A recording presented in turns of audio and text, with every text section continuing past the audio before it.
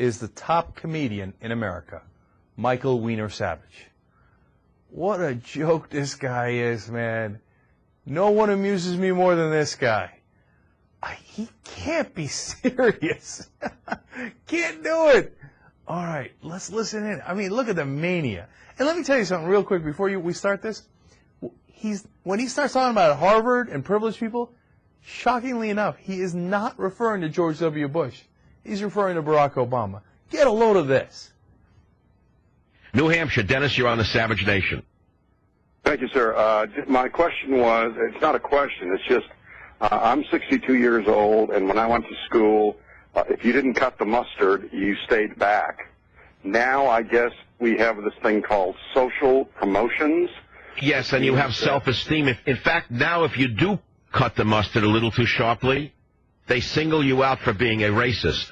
Exactly.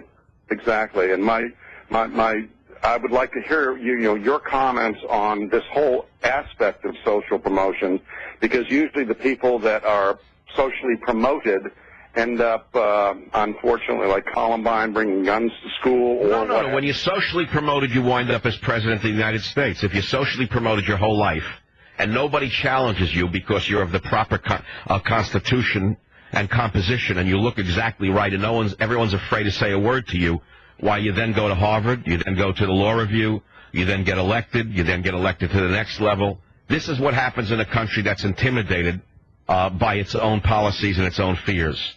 You put it in perspective for me, and I appreciate that. But this is just the beginning of it, my friend.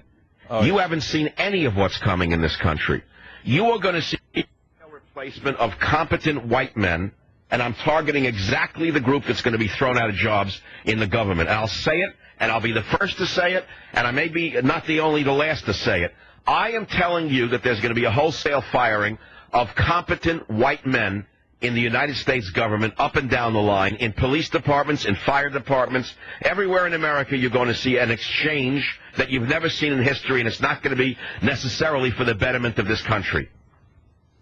I agree with you 100%. And why am I the only one who has the nerve to say what's actually going on and what is going to happen under this guy unless he stopped? And I'll tell you why, because I see it happening. No, I'll tell you why. Because you're the only one stupid enough to believe it. Now, look, before I would have been angry about this. Now I'm highly amused. I mean, this guy's a joke. This is wonderful. I mean, listen to what this ignoramus is saying. That the policemen and firemen who are competent and white are going to get replaced by Obama. The President of the United States of America has nothing to do with the local policemen and firemen.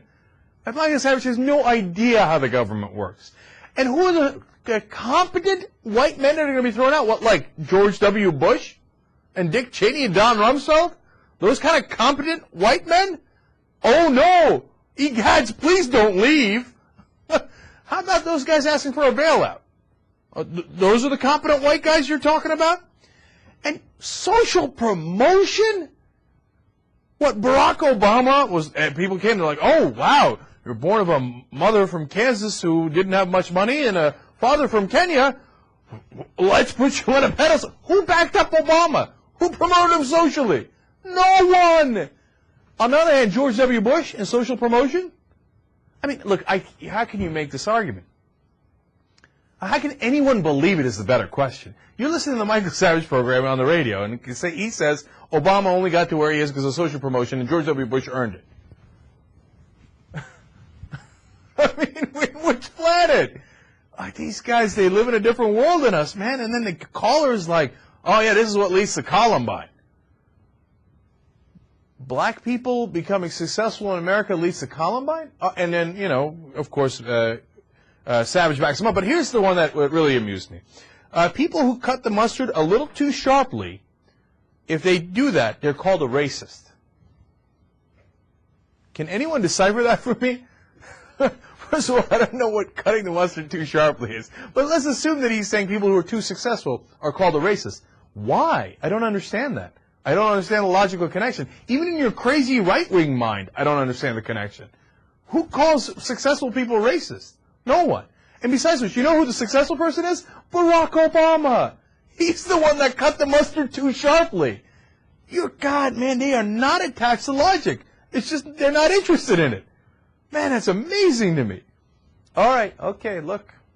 God bless, go forward. You keep putting that insanity out there. I'm sure some people will listen because they're amused that you're such a clown, and you're very good at your job. You wear really floppy shoes, and you wear a bright red bulbous nose, and you're very good at squirting the water from your flower on your lapel into people's eyes, and you're good at going, and you amuse people because you're a clown. So some people listen, but I don't suspect that a lot of people that hear rants like this think, oh, he's got it figured out. Michael Savage. He knows if you cut the mustard too sharp, you're going to get called a racist.